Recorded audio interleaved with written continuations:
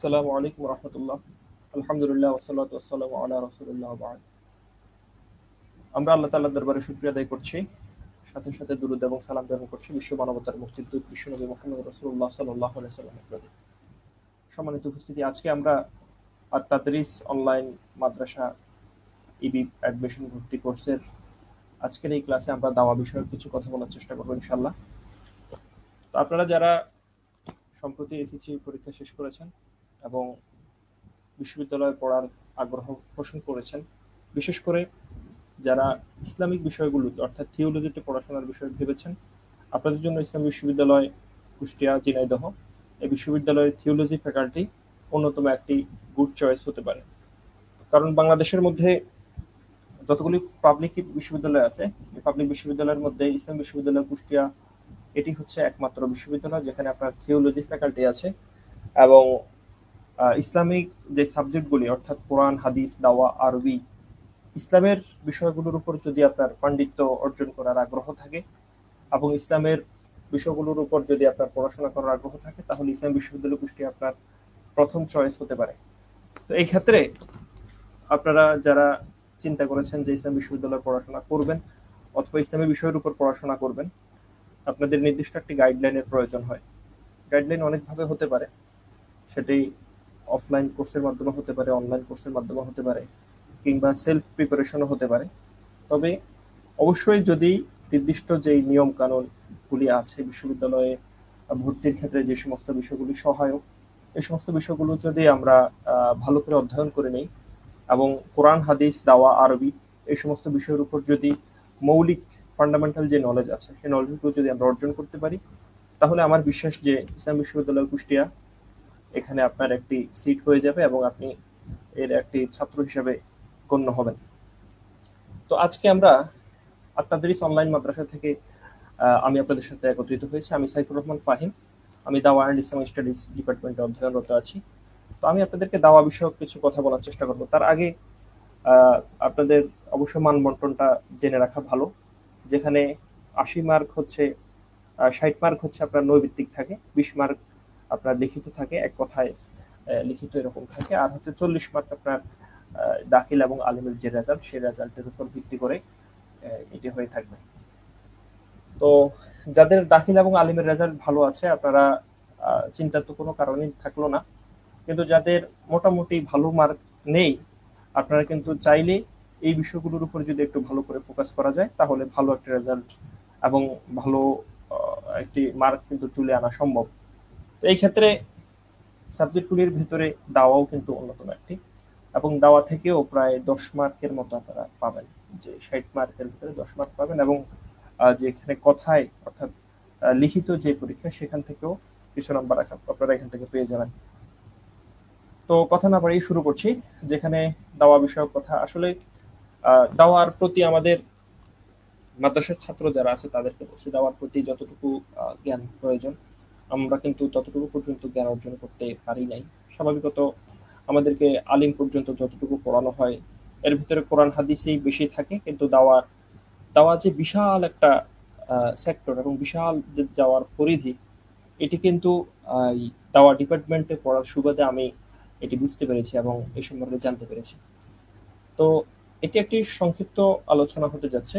আমি জাস্ট আপনাদেরকে অল্প কিছু হিন্টস দিব এবং আহ, আপনাদেরকে কিছু তথ্য দিব, যে তথ্যগুলির মাধ্যমে আপনারা অনুমান করতে পারবেন যে আসলে আমরা কেন হচ্ছে যে কোনো একজনের অধীনে যে কোনো জায়গায় অথবা যে কোনো সিলেবাস ফলো করে কেন রিকোয়ারমেন্টসগুলি ফুলফিল করা উচিত। তো দাওয়া বিষয়ক কথা বলতে গেলে সর্বপ্রথম আমাদেরকে যেটি ফলো করতে হয় সেটি হচ্ছে দাওয়া বিষয়টা মূলত কি। আমরা দাওয়ার সাথে কিন্তু পরিচিত নই, যেহেতু ইতিপূর্বে আমরা দাওয়ার সম্পর্কে শুনেছি, কিন্তু দাওয়ার বিষয়ে যতটুকু জানা দরকার বা যতটুকু শেখা দরকার ততটুকু আমরা কিন্তু জানতে পারি না। তো দাওয়া শব্দটা স্বাভাবিকত আরবি শব্দ, আর দাওয়াতুন শব্দটা যেখান থেকে এসেছে, অর্থাৎ মানুষকে আহ্বান করা, মানুষকে ডাকা, মানুষকে রিকল করা। আর এটির মৌলিক সংজ্ঞা যেটা, যে দাওয়ার অর্থ হচ্ছে যেখানে মানুষকে সৎ পথে, তাওহীদের পথে, দ্বীনের পথে ডাকার জন্য যে পদ্ধতি, যে মেথোডোলজি, যে সিস্টেম, হ্যাঁ, এই সিস্টেম এবং এই প্রসেসের নামই হচ্ছে দাওয়া, যেটা একেবারে পৃথিবীর প্রথম থেকে শুরু করে একেবারে পৃথিবীর শেষ পর্যন্ত যে দাওয়াতি কার্যক্রম হয়ে যাবে, এখন পর্যন্ত দাওয়াতের যে কার্যক্রমগুলি চলমান আছে, এই দাওয়াতের কার্যক্রমগুলি দাওয়াতের মাধ্যমে প্রসারিত হবে। আপনারা জেনে থাকবেন যে ইসলাম বেসিক্যালি সারা পৃথিবীতে ছড়িয়েছে দাওয়াতের মাধ্যমে, পুরো পৃথিবীতে। যেমন আমি যদি বলি ইন্দোনেশিয়ায় মূলত ইসলাম ছড়িয়েছে ব্যবসায়ীদের মাধ্যমে এবং গুজরাটিদের মাধ্যমে, ব্যবসায়ীদের মাধ্যমে। পুরো ইন্দোনেশিয়া একটা সময় স্বাভাবিক যে ইসলামের যে প্রচারণা এগুলো ছিল না, কিন্তু দাওয়াতের মাধ্যমে ব্যবসায়ীরা সেখানে ব্যবসার কারণে সেখানে হচ্ছে তারা ইন্দোনেশিয়ায় তারা চলে যায়, এবং ইন্দোনেশিয়ার প্রথমত মানুষ তারা বুঝতে পারে না, এবং এই সমস্ত ব্যবসায়ীদের আচরণে তারা মুগ্ধ হয়ে একসময় ইসলামের দাওয়াত কবুল করে।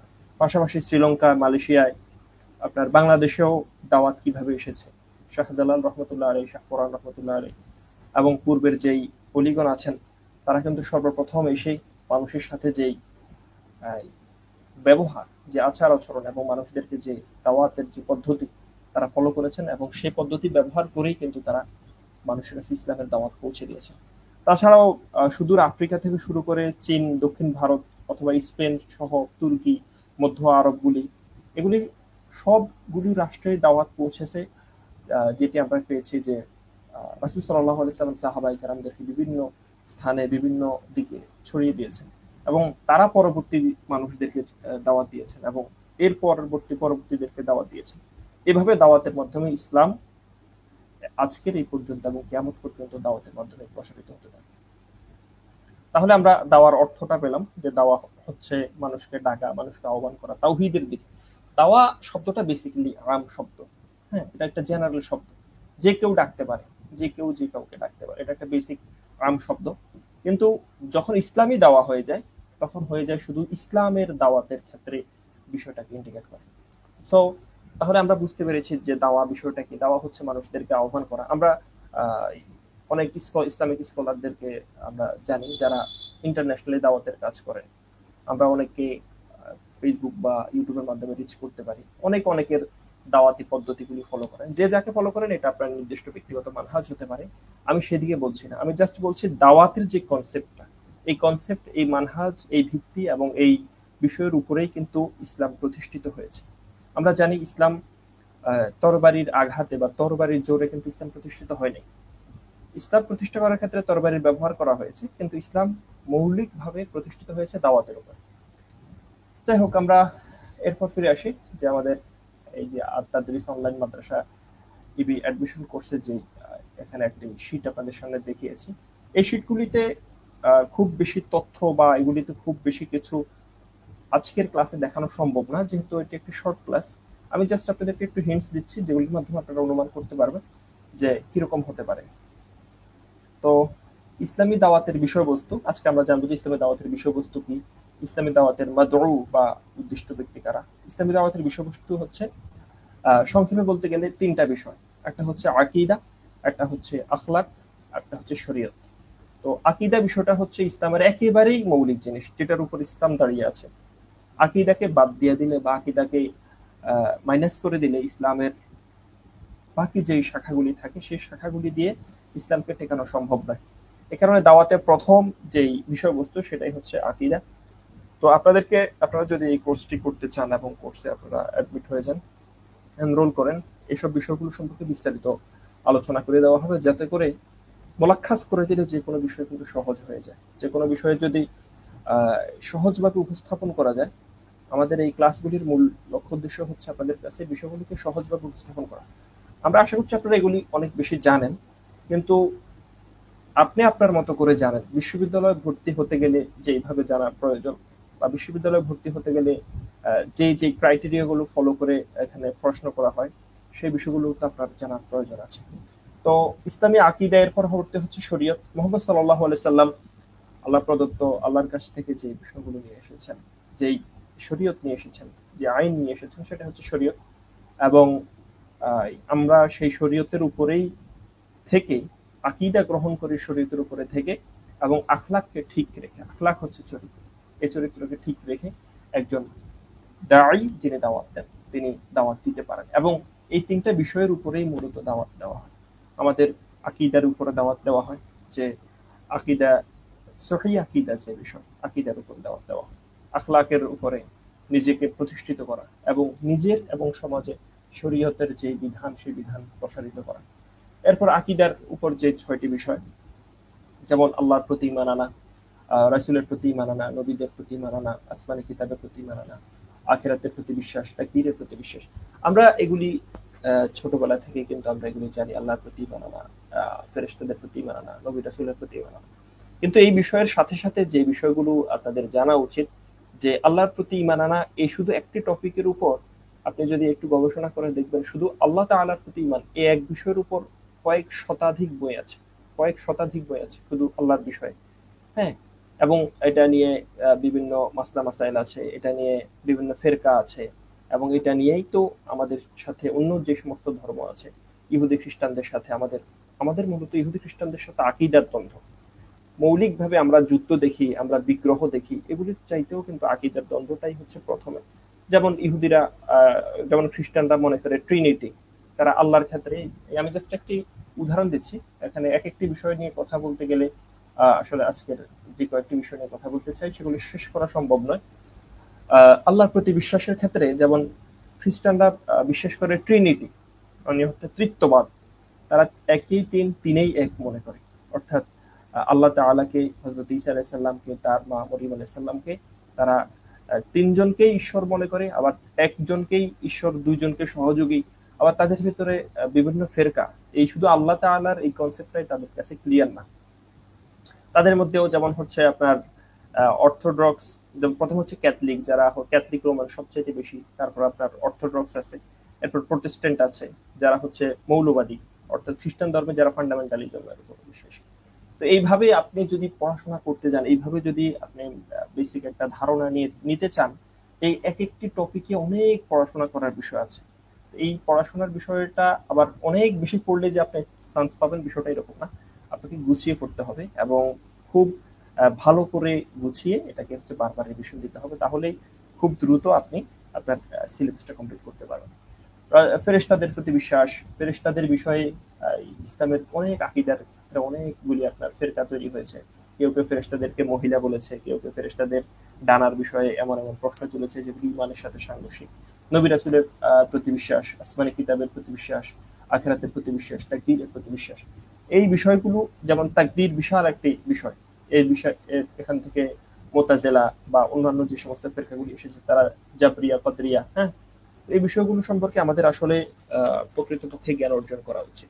শুধুমাত্র শুধুমাত্র থিওলজির ছাত্র হিসেবে নয়, তবে যদি থিওলজির ছাত্র হিসাবে হতে হয়, তাহলে এগুলি আপনি যদি এখনই এগুলি সম্পর্কে রিসার্চ করে বা এখনই এগুলি সম্পর্কে মোটামুটি জানাশোনা করে তারপর বিশ্ববিদ্যালয়ে আসেন, এতে করে আপনার দুইটা লাভ হবে। নাম্বার ওয়ান হচ্ছে আপনি একটি আপনার বেসিক স্ট্রং, এবং বিশ্ববিদ্যালয়ে চান্স পাওয়ার ক্ষেত্রে আপনার কনফিডেন্সটা অনেক বেশি বেড়ে যাবে। আর নাম্বার দুই হচ্ছে আপনি যদি চান্স পেয়ে যান, তাহলে এখানে যে ক্লাসগুলি নেওয়া হবে সেগুলি কিন্তু এই বেসিসে, অর্থাৎ এই সিলেবাসের বেসিসে বিশ্ববিদ্যালয়ে কিন্তু পড়ানো হয়। অর্থাৎ আকীদার উপর, আপনার তাওহীদের উপর, আপনার আরবির উপর, হ্যাঁ, আরবি দ্বিতীয় পত্রের কাওয়ায়েদের উপর, তারপর হচ্ছে উসুলের উপর, এগুলির আপনি কিন্তু পাণ্ডিত্য অর্জন করতে পারবেন। এই কারণে এগুলি কি কোনোভাবেই ওয়েস্ট অফ টাইম মনে করা যাবে না, এগুলি হচ্ছে আপনার জ্ঞানের একটা অংশ।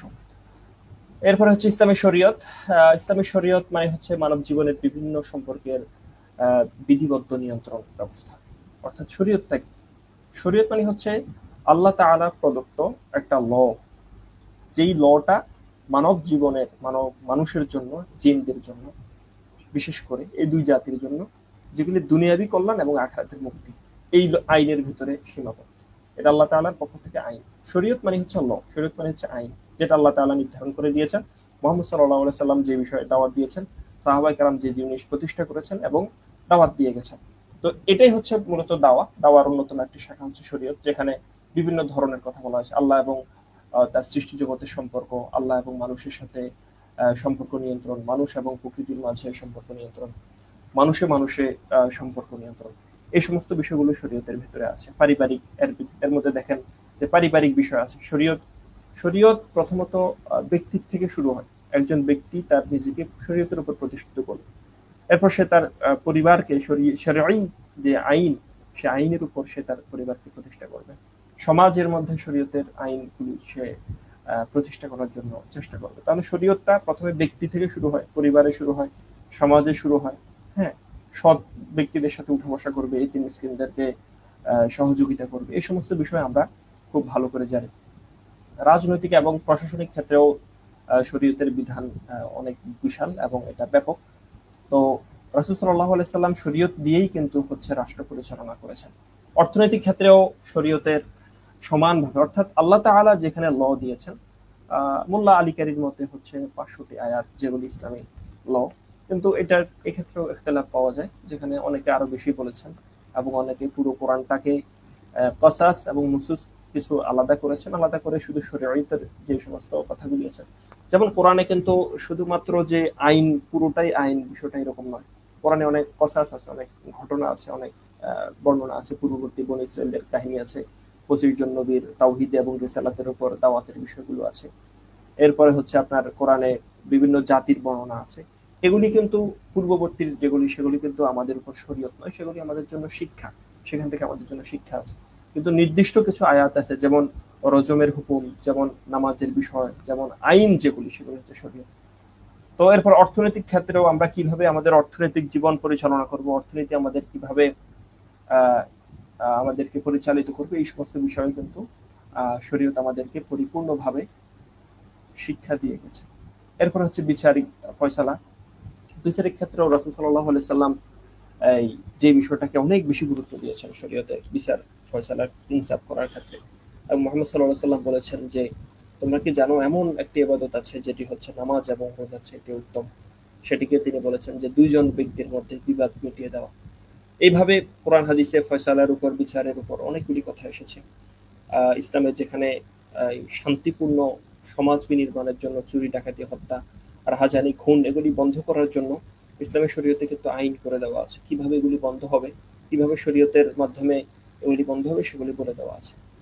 এরপরে হচ্ছে আমরা যদি সামরিক এবং আন্তর্জাতিক ক্ষেত্রে দেখি, সেখানেও আছে। আমি একে একে বলতে গেলে অনেক সময় প্রয়োজন। আপনারা যারা হচ্ছে কোর্স করবেন, অর্থাৎ কোর্সে চলে আসবেন, আমরা কিন্তু আপনাদেরকে প্রত্যেকটি বিষয় ধরে ধরে এই সমস্ত বিষয় সম্পর্কে আলোচনা করে দেব, যাতে করে এই বিষয়গুলোর উপর আপনার একটি সম্পূর্ণ একটি দিক বিষয়ে আপনার জানা থাকে। এবং ইসলামী আখলাকের উপর তৃতীয় যেটি পেয়েছি আমরা, প্রথমত পেয়েছি আকীদা, দ্বিতীয়ত পেয়েছি শরীয়ত, তৃতীয়ত আমরা পেয়েছি, তৃতীয় পয়েন্ট হচ্ছে ইসলামী আকীদা, ইসলামী আখলাক। অর্থাৎ আখলাক স্বাভাবিকত চরিত্র, কিন্তু ইমাম গাজ্জালির মতে আখলাক হচ্ছে মনের এমন মজবুত অবস্থার নাম। তিনি মনের কথা বলেছেন। আখলাকটা আসলে প্রথমত আখলাকের শুরু হয় মন থেকে, যা থেকে চিন্তা ভাবনা ছাড়াই অনায়াসে ক্রিয়াকর্ম বের হয়ে আসে। অর্থাৎ আখলাক হচ্ছে কি, আখলাক স্বাভাবিকত আম শব্দ, এটা ভালো হতে পারে, খারাপ হতে পারে, কিন্তু আখলাকে হাসানা যেটি, সেটি হচ্ছে মূলত দাওয়াতের জন্য সত্য। এখানে আখলাকটাকে আম করে লেখা হয়েছে। তো দাওয়াত এবং দায়ীর ক্ষেত্রে আখলাক আপনার হচ্ছে খাস হওয়া, অর্থাৎ আখলাকে হাসানা যেটি, সেটি হওয়া বাধ্যতামূলক। ইসলামী শরীয়তে আকীদা এবং শরীয়র ফসল হলো ইসলামী আখলাক। অন্যভাবে আখলাকের মূল হচ্ছে আবার তাকওয়া। তাকওয়া মানে হচ্ছে প্রত্যেকটা ক্ষেত্রে নিজেকে এমন ভাবে প্রতিষ্ঠিত করা যে আল্লাহ তাআলা আমাকে দেখছেন এবং আল্লাহ তাআলা আমার থেকে সকল বিষয়ের হিসাবগুলি নেবেন। আল্লাহ তাআলা আমার থেকে সকল বিষয়ের আমাকে প্রশ্ন করবেন এবং আমার এই প্রশ্নগুলি দিয়েই কিন্তু আমাকে পরপারে মুক্তি লাভ করতে হবে। এই সমস্ত বিষয়ে আল্লাহ তাআলাকে ভয় করা। আমি ব্যক্তিগতভাবে মনে করি পুরো কোরআনের মূল একটা হিন্টস যদি বলতে হয় যে পুরো কোরআনের শিক্ষা কি, পুরো কোরআনকে যদি এক শব্দে বলতে হয় যে পুরো কোরআন এক শব্দে পুরো কোরআনের মানে কি, সেটি হচ্ছে আপনার আখলাক। অর্থাৎ আখলাক প্রতিষ্ঠিত করতে পারলেই সেটি হচ্ছে আপনার তাকওয়া, তাকওয়া প্রতিষ্ঠিত করতে পারলেই হচ্ছে কোনো মানুষের পক্ষে চুরি করা সম্ভব নয়, কোনো মানুষের পক্ষে আমানতের খেয়ানত করা সম্ভব নয়, মিথ্যে কথা বলা সম্ভব নয়। রাসূল সাল্লাল্লাহু আলাইহি সাল্লামের সময়ে এক ব্যক্তি চুরির অভ্যাস ছাড়তে পারছিলেন না। তো রাসূল সাল্লাল্লাহু আলাইহি সাল্লামের কাছে সে এসে বলল যে, ইয়া রাসূলুল্লাহ, ইয়া হাবিবাল্লাহ, যে আমি প্রতি রাতে চুরি করি, এই চুরির অভ্যাসটা কিন্তু আমি ছাড়তে পারি না। তো রাসূল সাল্লাল্লাহু আলাইহি সাল্লাম তাকে একটাই কথা বললেন, সেটা হচ্ছে তুমি সত্য কথা বলবে। সে অবাক হলো যে সত্য কথার মাধ্যমে কিভাবে চুরি বন্ধ হতে পারে। পরবর্তীতে দেখা গেল রাত্রেবেলা যখন সে চুরি করতে যাচ্ছিল এবং তাকে যখন কেউ জিজ্ঞেস করে যে তুমি কোথায় যাও, কারোর সাথে দেখা হলে প্রথমত সে বলবে চুরি করতে যাই, এর মাধ্যমে তার পক্ষে আর চুরি করা সম্ভব হয়ে ওঠে না। একটা সময় দেখা গেল যে তার চুরির যে অভ্যাস, সে অভ্যাস সে চলে গেছে এবং সেটা সত্য কথার মাধ্যমে, সত্যবাদিতার মাধ্যমে সেটি প্রতিষ্ঠিত হয়েছে। এরপরে হচ্ছে ইবাদতে একনিষ্ঠ হওয়া, নম্র, শান্ত, শিষ্ট থাকা, এগুলি খুবই আখলাকের অন্যতম একটি বিষয়। ইবাদতের পাশাপাশি নম্রতা, ভদ্রতা এবং শিষ্টাচার এটি খুবই গুরুত্বপূর্ণ। ইসলামে স্বাভাবিকত উগ্র হওয়া অথবা আপনার যেটি শয়তান হয়েছিল, খুব বেশি অহংকারী হয়ে ওঠা, এটি আল্লাহ তাআলা পছন্দ করেন না। এবং হাদিস শরীফে এসেছে যেটি আল্লাহ তাআলার গায়ের চাদর। এক্ষেত্রে নম্র, শান্তশিষ্ট থাকা এটি আখলাকে হাসানার অন্যতম একটি নিদর্শন। আওয়াজ নিচু করা, রাসূল সাল্লাল্লাহু আলাইহি সাল্লাম যেগুলো সমস্ত বিষয়ে তাকিদ দিয়েছেন। আল্লাহ তাআলার উপর সবসময় ভরসা করা, আল্লাহর সন্তুষ্টির জন্য কাজ করা। এরপরে দ্বিতীয়ত হচ্ছে নিষিদ্ধ আখলাক, যেগুলি আমি একটু আগে বলেছিলাম। দাম্ভিকতার সাথে চলাফেরা করা, জমিনে যেন দাম্ভিকতার সাথে চলাফেরা না করে সেজন্য আল্লাহ তাআলা পবিত্র কোরআনে বলেছেন কৃপণতা অবলম্বন না করা। হ্যাঁ, কৃপণতা অবলম্বন না করার বিষয় কিন্তু বলা হয়েছে। এরপরে হচ্ছে তাকাব্বুরি এবং গর্ব অহংকার, যে সমস্ত বিষয় এগুলি আল্লাহ তাআলা পছন্দ করেন না। পরনিন্দা করা, যেখানে সূরার ভিতরে বলা হয়েছে যে ওয়াইলুল লিকুল্লি হুমাযাতিল লুমাযা, যেখানে বলা হচ্ছে পরনিন্দা, যারা সামনে এবং পেছনে নিন্দা করে তাদের জন্য ধ্বংস। তো এইভাবে যদি আমরা ক্লাসে যে সমস্ত বিষয়গুলি আছে সেই সমস্ত বিষয়গুলো আলোচনা করে দিই এবং আপনাদেরকে নির্দিষ্ট টপিক ওয়াইজ পড়া দিয়ে দিই এবং সেই পড়াগুলি যদি আপনাদের থেকে নেওয়া যায়, তাহলে দেখবেন যে আপনার খুব বেশি কষ্ট হবে না যে আপনার পড়াগুলি গুছিয়ে নিতে। যে কোনো ক্ষেত্রেই একটা জিনিস মনে রাখবেন, যে কোনো কাজের ক্ষেত্রে কাজকে গুছিয়ে নেওয়া হচ্ছে সবচাইতে কঠিন কাজ। কাজের মধ্যে সবচাইতে কঠিন কাজ হচ্ছে কাজকে গুছিয়ে নেওয়া। আমাদের এক ওস্তাদ বলতেন যে আমাকে যদি একটি গাছ কাটতে দেওয়া হয় আর আমাকে যদি 3 দিন সময় দেওয়া হয়, আমি 2 দিনে শুধু উঠার যেটিতে আমি কাটবো 2 দিন সেটি ধারাবো, তারপর তৃতীয় দিন গাছটি কাটতে যাব। অর্থাৎ আমি প্রথম থেকেই এমন একটা অধারালো এমন একটা জিনিস নিয়ে কাটা শুরু করলাম, কাটতে পারলাম না, হাতে ফোসকা পড়ে গেছে, এরকমটা যেন না হয়। আমার কৌশলের মাধ্যমে, হিকমতের মাধ্যমে কিন্তু সবকিছু প্রতিষ্ঠা করা। এবং ইসলামও কিন্তু এভাবে এসেছে, দাওয়াতও কিন্তু এভাবে এসেছে, হিকমতের মাধ্যমে।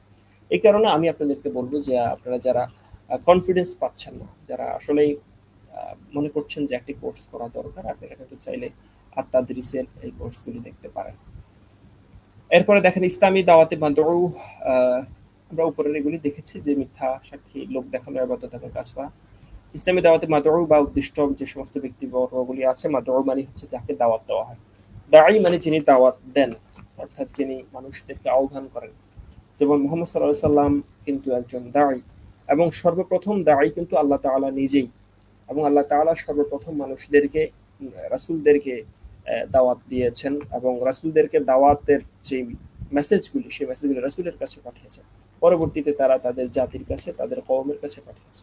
এই কারণে প্রথম দাঈ কিন্তু আল্লাহ তাআলা নিজেই, এবং পরবর্তীতে নবী রাসূল যারা এসেছেন তারা, এবং হতে হতে আজকের আমরা পর্যন্ত যারা ইসলামকে বিলং করি, ইসলামের উপর বিলং করি এবং ইসলামকে যারা রিভিল করার চেষ্টা করি এবং নিজে যতটুকু জানি ততটুকু মানুষের কাছে পৌঁছে দিতে চেষ্টা করি, এরা হচ্ছে দাঈ।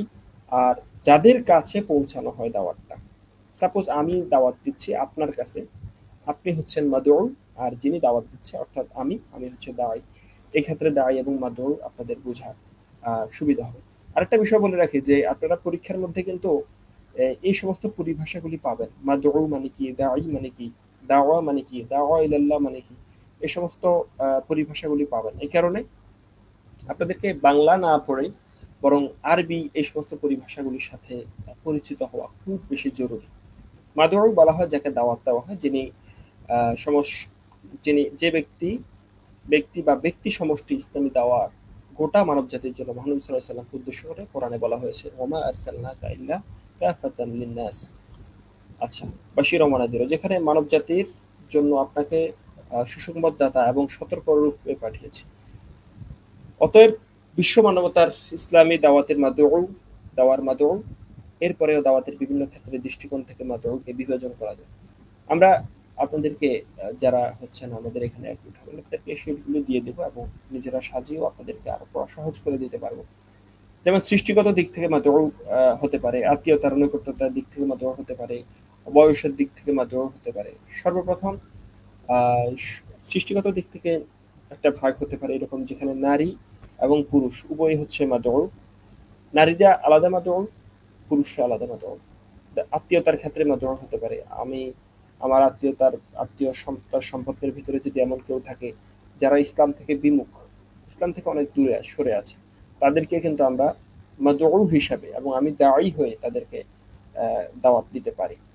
এবং পূর্ববর্তী নবীরাও কিন্তু প্রথমে তাদের পরিবারের মধ্যেই কিন্তু দাওয়াত দিয়েছিলেন, যেটা আমরা দেখেছি ইব্রাহিম আলাইহিস সালাম তার বাবাকে দাওয়াত দিয়েছিলেন, এবং নূহ আলাইহিস সালাম তার সন্তানদেরকে, প্রথমে তার পরিবারকে, এই প্রথম যাদেরকে দাওয়াত দেওয়া হয়েছে তারা হচ্ছে আত্মীয়তার নৈকট্যতার দিক থেকে, অর্থাৎ রক্ত সম্পর্কের মানুষদেরকে। মুহাম্মদ সাল্লাল্লাহু আলাইহি ওয়াসাল্লামও সর্বপ্রথম কাছের যারা আছে তাদেরকে দাওয়াত দিয়েছিলেন, মা খাদিজা রাদিয়াল্লাহু তাআলা আনহাকে দাওয়াত দিয়েছেন। হ্যাঁ, এরপর হচ্ছে বয়সের দিক থেকে একজন শিশুকে তাকে হচ্ছে দাওয়াতের দিকে আহ্বান করা। ছোট সময়ে দেখবেন শিশুদেরকে মসজিদে নিয়ে যাওয়া বা তাদেরকে বিভিন্ন কৌশলে, বিভিন্ন হেকমতের মাধ্যমে, বিভিন্ন উইজডমের মাধ্যমে, হ্যাঁ, বিভিন্ন কৌশলের মাধ্যমে তাদেরকে ইসলামের দিকে আহ্বান করা। এক্ষেত্রেও কিন্তু তারাও মাদউ হবে এবং মাদউ বলে গণ্য হবে। ধর্মীয় দিক থেকে মাদউ বিভিন্ন ধরনের হতে পারে। যদি ধর্মের দিক থেকে যে কোনো বিষয়ের, যে কোনো সংজ্ঞার, যে কোনো প্রকারের বিভিন্ন দিক থেকে থাকে, ধর্মীয় একটা দিক, এই দিক থেকে থাকলে ধর্ম এটাকে তিন ভাগে ভাগ করে। একটা হচ্ছে যারা ইমানদার, যারা মুসলমান, অর্থাৎ যাদের মধ্যে ঈমান এনেছে, যারা ঈমান এনেছে। আর দুই নম্বর হচ্ছে যারা কাফের। স্বাভাবিকত মুসলমানের মধ্যে আমরা যারা পাই যারা ঈমান এনেছে, এই শ্রেণী হচ্ছে একটা। আর এরপরে হচ্ছে আমরা পাই কাফের, যারা মুসলমান হয়নি, ইসলাম গ্রহণ করেনি, তারা পৃথিবীর যে কোনো ধর্মের, যে কোনো বর্ণের, যে কোনো জাতির হতে পারে, তারা হচ্ছে দ্বিতীয় প্রকার, দ্বিতীয় প্রকার কাফের। তাহলে আমরা মুসলমানদেরকে দেরকেও দাওয়াত দেব। মুসলমানদেরকে কাদেরকে দাওয়াত দেব? যারা ইসলাম থেকে বিমুখ, ইসলাম থেকে যারা অনেক দূরে সরে আছে, যারা শুধুমাত্র নামে মুসলমান, অর্থাৎ শুধুমাত্র জন্মসূত্রে মুসলমান, কিন্তু তারা প্র্যাকটিসিং মুসলিম না, অর্থাৎ ইসলামকে প্র্যাকটিস করে না যারা, তাদেরকেও আমরা কিন্তু প্রথম আমাদের টার্গেট হতে পারে দাওয়াত দেওয়া। এরপরে হচ্ছে কাফের যারা আছে, যারা অন্য ধর্মের এবং ইসলামকে যারা অস্বীকার করে বা ইসলামের বিভিন্ন বিষয় নিয়ে যারা প্রশ্ন তোলে, তারা কিন্তু কাফের। তাদের একটা শ্রেণী হতে পারে দ্বিতীয় শ্রেণী। আর তৃতীয় হচ্ছে মুনাফিক। মুনাফিক কারা? যারা হচ্ছে রাসূল সাল্লাল্লাহু আলাইহি ওয়াসাল্লাম মুনাফিকের 4টি বৈশিষ্ট্যের কথা বলেছেন। তবে মুনাফিকরা কিন্তু কাফের নয়, তারা নামধারী মুসলমান, অর্থাৎ হচ্ছে কাগজে কলমে তারা মুসলমান থাকে, কিন্তু হচ্ছে ইসলামের মূল যেই ভিত্তি, ইসলামের যেই আকীদা, সেই আকীদার উপর তারা প্রতিষ্ঠিত নয়, এবং ইসলামের উপকারের চাইতে সবসময় ইসলামের ষড়যন্ত্র করতে চায়, এরা কিন্তু মুনাফিক। এই কারণে আমরা মাদউকে ধর্মীয় দিক থেকে, যেখানে ধর্ম বিবেচনা করে, সেখানে আমরা তিন ভাবে দেখতে পাই: মুসলিম, কাফের এবং মুনাফিক। এরপর হচ্ছে মুসলিম শ্রেণী যারা আছে। মুসলিম শ্রেণী হচ্ছে ওই সমস্ত ব্যক্তিবর্গ যারা মনে করে, আচ্ছা আমি এটা আপনাদেরকে আলোচনা করে দিয়েছি, আশা করছি এখান থেকে আর আলোচনা। এরপর হচ্ছে আহলে কিতাব। আহলে কিতাব কারা? আহলে কিতাব হচ্ছে যারা ইহুদি এবং নাসারানিয়া। এটার বিশাল অধ্যায় এবং বিশাল পড়াশোনা আছে। বর্তমানে বাংলাদেশেও বিভিন্ন জায়গায় ইহুদিদের এবং বিশেষ করে খ্রিস্টানদের, নাসারা যারা খ্রিস্টানদের কর্মতৎপরতা বেড়ে চলেছে এবং তারা তাদের কিন্তু দাওয়াত দিচ্ছে।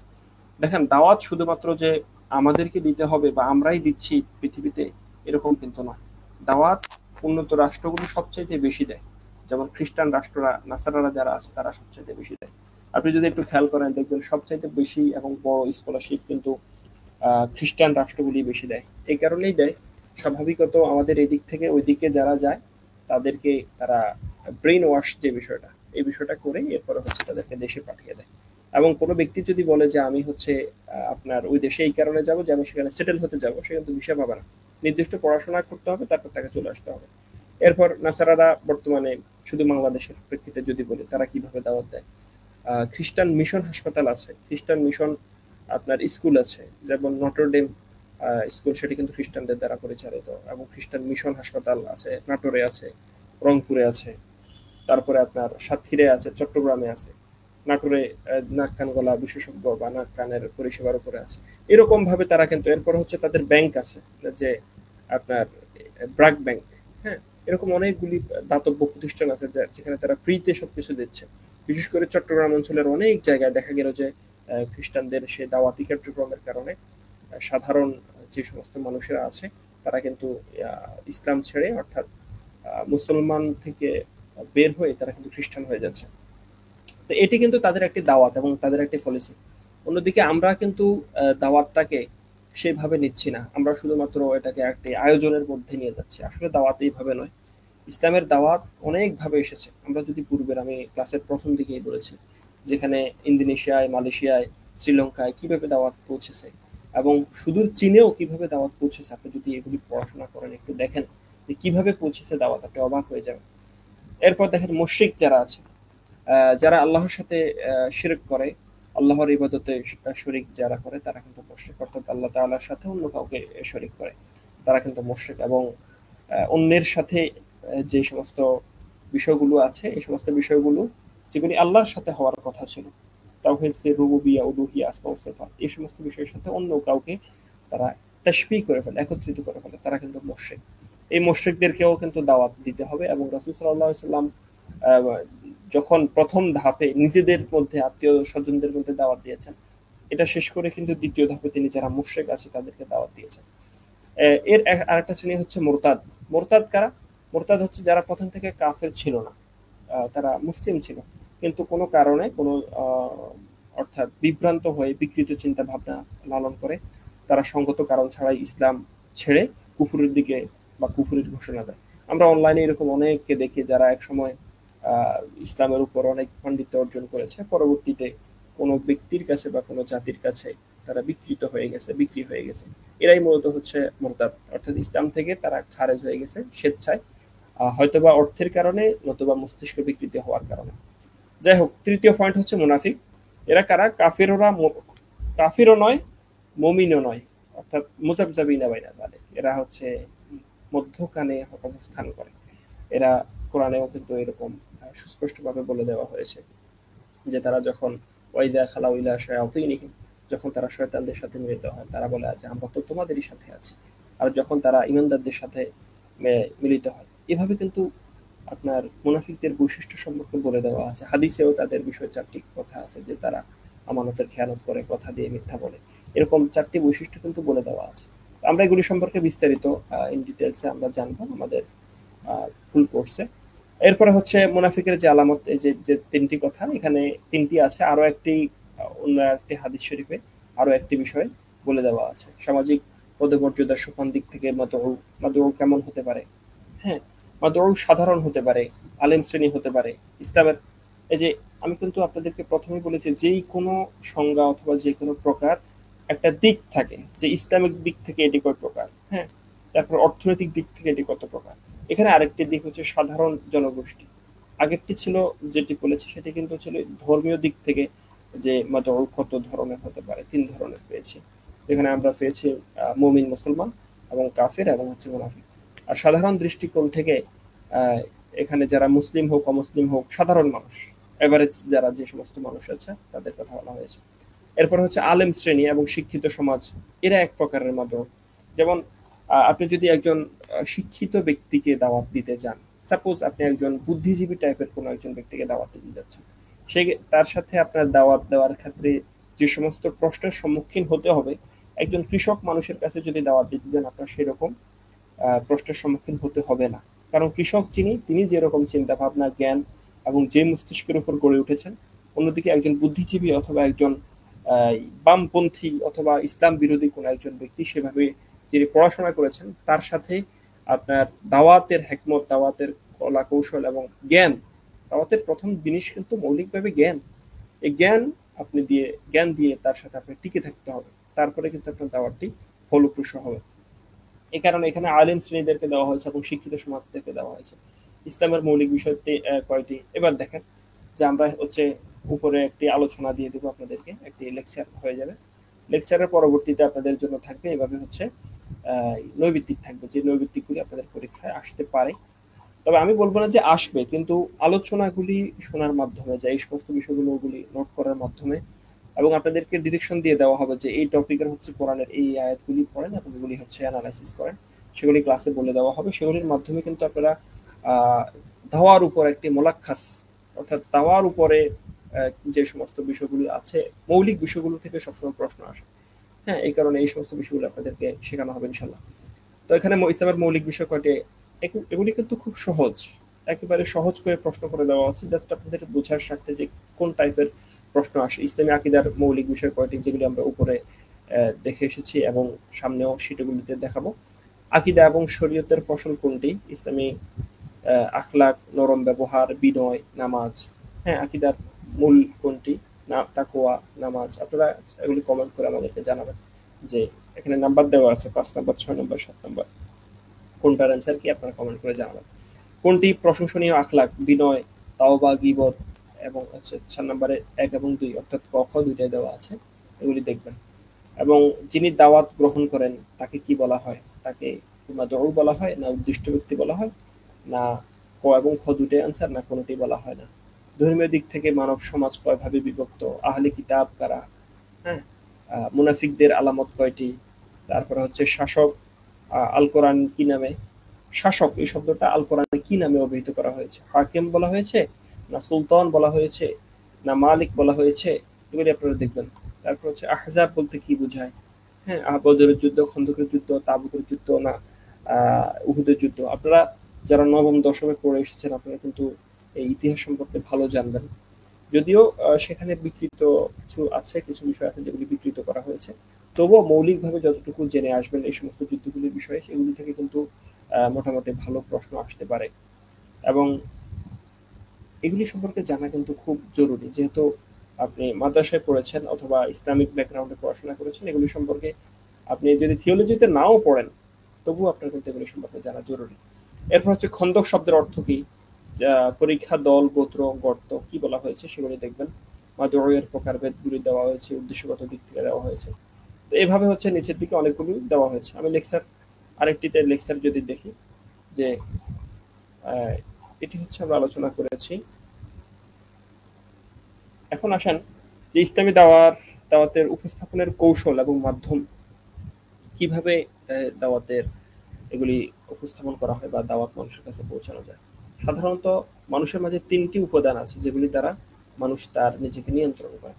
একটি হচ্ছে হৃদয় অনুভূতি, হৃদয়ের একটি অনুভূতি, হৃদয় আমাদের ভিতরে যে কলব আছে, যে রাসূল সাল্লাল্লাহু আলাইহি ওয়াসাল্লাম বলেছেন যে আলা ইন্না ফিল জাসাদি মুদগা, যে মানুষের শরীরে একটা কলব আছে, যে কলবটা যদি ভালো থাকে পুরো মানুষটা ভালো থাকে, আর কলবটা যদি নষ্ট হয়ে যায় পুরো মানুষটাই।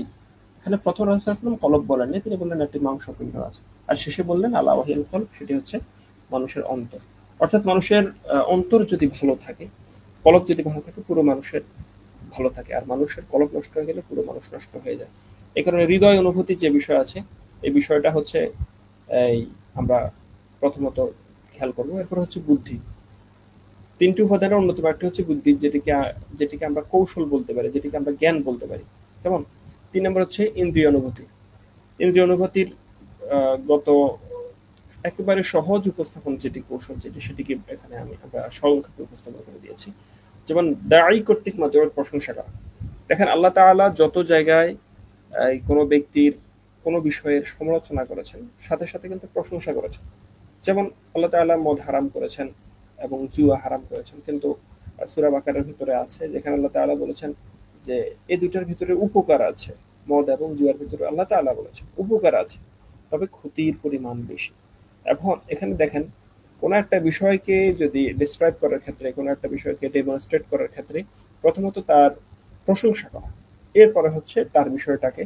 আমরা যদি প্রথমেই ক্ষিপ্ত হয়ে যাই, না এটা চলতে দেব না, না এটা হচ্ছে করা যাবে না, তাহলে কিন্তু দাওয়াত ফলপ্রসূ হবে না।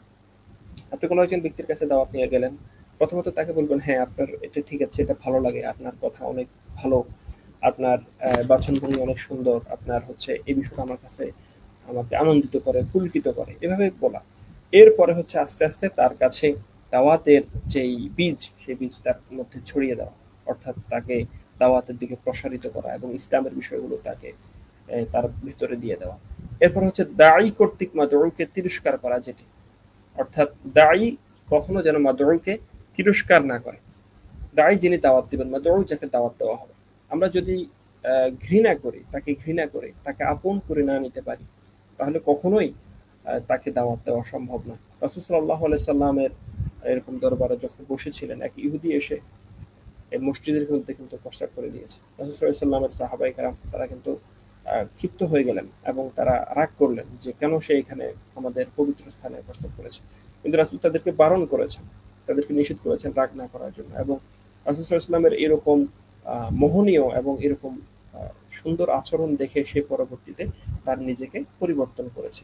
এ কারণে তাদেরকে তিরস্কার না করা, তাকে কখনোই এই তিরস্কার করে কথা বলা বা তার খুব বেশি প্রশংসা না করে একেবারে খুব বেশি সমালোচনা করে, এটি কিন্তু দাওয়াতের মাধ্যম হতে পারে না এবং এর মাধ্যমে এভাবে দাওয়াত ফলপ্রসূ হবে না। দাওয়াত আল্লাহ তাআলার নিয়ামত সমূহ উল্লেখ করা, যে আল্লাহ তাআলা যে নিয়ামতগুলি আমাদেরকে দিয়েছেন এই বিষয়গুলো তার কাছে উপস্থাপন করা, তাকে বোঝানো যে আল্লাহ তাআলা এই বিষয়গুলো আমাদেরকে দিয়েছেন, এই বিষয়টা না হলে আমরা আরো বেশি ক্ষতির সম্মুখীন হয়ে যেতাম। এরপর হচ্ছে আবেগ উদ্দীপক জ্বালাময়ী বক্তব্য প্রদান করা। এমন কিছু বক্তব্য থাকে, এমন কিছু কথা থাকে যে কথাগুলি কথা জাগা নিয়ে, অর্থাৎ যে কথাগুলি মানুষকে আন্দোলিত করতে পারে, যে কথাগুলি মানুষকে জাগিয়ে তুলতে পারে, এরকম কিছু বিষয়গুলো দিয়ে দায়ীকে উজ্জীবিত করা যারা ভেঙে পড়েছে। অনেক ক্ষেত্রে দেখা যায় আমাদের বিভিন্ন স্থানে যারা ডিপ্রেশনে আছে তাদের মধ্যেও এমন কিছু কথা বলা, তাদেরকে এমন ইসলামের দিকে নিয়ে আসা যেগুলির মাধ্যমে কিন্তু তারা তাদের এই অবস্থা থেকে কাটিয়ে উঠতে পারে। তো এই ক্ষেত্রে একজন দায়ী কিন্তু তাকে সাহস দেওয়া, যে জ্বালাময়ী যে বক্তব্য বলতে এখানে তাকে সাহস যোগানো, এমন কিছু দেখানো যে আসলে আপনার আসলে বেঁচে থাকার অনেক প্রয়োজন আছে, আপনার থেকে সমাজ অনেক কিছু আশা করে, আপনার থেকে সমাজ অনেক কিছু চায়, সুতরাং আপনি ভেঙে পড়বেন না, এইভাবে হচ্ছে তাকে দাওয়াত দেওয়া। এরপর উৎসাহ প্রদান করা, ভীতি প্রদর্শন করা। উৎসাহ প্রদান করা মানে হচ্ছে তাকে ভালো দিকে আহ্বান করা এবং উৎসাহ দেওয়া। আর ভীতি মানে হচ্ছে জাহান্নামের ভয় দেখা। ভীতি মানে এখানে কোনো নেতা নেতৃত্বের ভীতি নয়, এখানে কোনো অন্য কোনো ভীতি নয়, এখানে হচ্ছে জাহান্নামের। কারণ রাসূল সাল্লাল্লাহু আলাইহি ওয়াসাল্লাম দুই বিষয়ের দাওয়াত দিয়েছেন, একটি হচ্ছে আশার, আরেকটি হচ্ছে ভয়ের। আশাটা এই আশা যে আল্লাহ তাআলা আমাদেরকে ক্ষমা করবেন, আল্লাহ তাআলা তওবা কবুলকারী, আমাদের জন্য জান্নাত অপেক্ষা করছে। আরেকটা বিষয় হচ্ছে ভীতির যে বিষয়, সেই বিষয়টা হচ্ছে যে জাহান্নামের ভয় পাওয়া, অর্থাৎ জাহান্নাম থেকে আমরা যেন রক্ষা পেতে পারি সেই বিষয়টা। এরপর হচ্ছে আল্লাহর সাহায্য সহযোগিতার প্রতিশ্রুতি তাকে স্মরণ করিয়ে দেওয়া, একজন মাদরুকে স্মরণ করিয়ে দেওয়া, আবেগকে জাগিয়ে তোলা, এমন কিছু বিশুদ্ধ কিসসা কাহিনী বলা। একজন মানুষ ভেঙে পড়েছে, একজন মানুষ নিজেকে অনেক ছোট করে ভাবছে। আপনি দেখেন নবী রাসূল সাল্লাল্লাহু আলাইহি সাল্লামদের, নবী আজমাইনদের যে সমস্ত তাদের খুব কষ্টের সময় এবং তারা সবর করেছে, সেই সমস্ত বিষয়গুলো তাদের সামনে তুলে ধরা। এভাবে কিন্তু তাদেরকে দাওয়াত দেওয়া যেতে পারে। এবং পরীক্ষার মধ্যেও বলে রাখি, পরীক্ষার মধ্যেও কিন্তু এই বিষয়গুলো থেকে প্রশ্ন আসবে। মাদউকে দাওয়াত দেওয়ার নতুন মাধ্যম কি হতে পারে এবং দায়ী বৈশিষ্ট্য কি হতে পারে, দায়ী কিভাবে মাদউকে দাওয়াত দিবেন, দায়ী কত রকম হতে পারে, কত স্থান বা কাল বেঁধে দাওয়াত দেওয়া যেতে পারে, এই সমস্ত বিষয়ে প্রশ্ন আসতে পারে এবং আসার সম্ভাবনা অনেক বেশি। এরপরে হচ্ছে হিজরত করা, যেগুলি আমরা এখানে দেখেছি। হিজরত করা, নাম ধরে সম্বোধন করা, পরামর্শ চাওয়া, সংক্ষেপে বক্তব্য বলা। অর্থাৎ এটার পুরো মোলাক্কাস সংক্ষেপ কথা হচ্ছে তার সবসময় পাশে থাকা এবং আপনার বা দায়ীর উদ্দেশ্য হচ্ছে তার কাছে মৌলিক যে দাওয়াত, ইসলামের যে দাওয়াত, সেই দাওয়াতটা তার মধ্যে প্রতিষ্ঠা করা, তার মধ্যে পৌঁছে দেওয়া। আমাদের ক্লাস মোটামুটি ১ ঘন্টা চলে এসেছে, আমরা ক্লাস শেষ করে দেব। শেষ দিকে আমরা চলে এসেছি। আপনাদেরকে বলবো একটু ধৈর্য সহকারে দেখুন এবং আসলে অনলাইন আমাদেরকে খুব বেশি, আমি বলতে পারি না যে কতটুকু পরিমাণ, কিন্তু খুব বেশি আমাদেরকে অস্থির করে তুলেছে।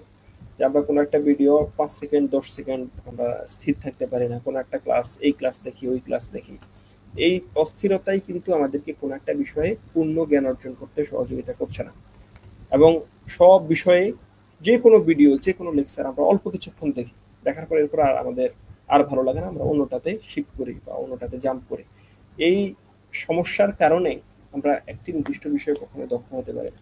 আমি আপনাকে বলবো, আপনি যেখানেই কোর্স করেন না কেন, যেই ওস্তাদের কাছে পড়েন না কেন এবং যেভাবেই পড়েন না কেন, ধৈর্য ধরে, ধৈর্য সহকারে আপনি ক্লাসটি সম্পূর্ণ করবেন। এবং কোথাও যদি আপনি কোর্স করেন, বিশেষ করে অনলাইনে অথবা হতে পারে অফলাইনে, আপনাকে যেই বাড়ির কাজ, হোমওয়ার্কগুলি দেওয়া হবে, অ্যাসাইনমেন্টগুলি দেওয়া হবে, সেগুলি যদি কমপ্লিট করতে পারেন, দেখবেন যে নির্দিষ্ট তত্ত্বাবধানের কারণে আপনি কিন্তু ভালো একটি মার্ক তুলে আনতে পারবেন।